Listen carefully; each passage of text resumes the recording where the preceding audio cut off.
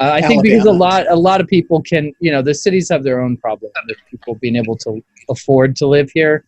And so I think it's a lot of community has moved back out. And I grew up at a time where there was no decision. You either go to the city or you stay in the closet, period. Right. And that was it. And I was always a little resentful of that, having to go down that road. I should want to, not have to. And so it just made me really happy to see that there'd be people that could live outside of New York City and have a wonderful life and be themselves. Right. So. It's amazing. And they are not as skinny. Not as skinny? No, I'm serious. I don't think there is I don't think there is conscious of perfection as we get trapped into. Right.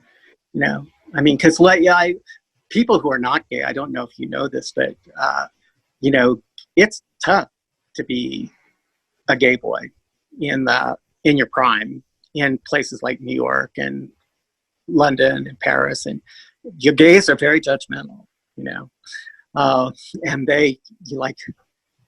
if you have all the equipment, you can just kiss goodbye. So it's a tough environment to be in. Also, it's not. I love the community, and I love that aspect of the community of where it's very inclusive and loving.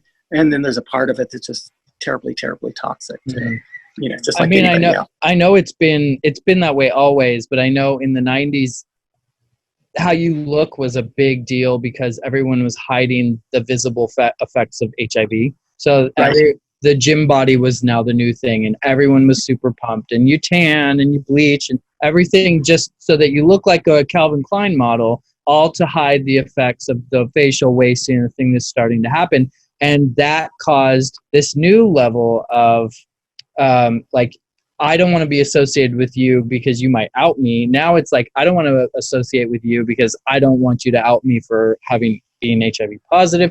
There's a whole other layer of trauma now that we're dealing with.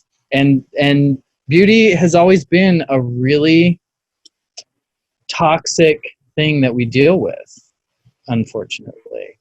And I think it's a currency, Hi, this is Lisa Wilcox from Nightmare on Elm Street 4 and 5, and you're listening to WithoutYourHead.com.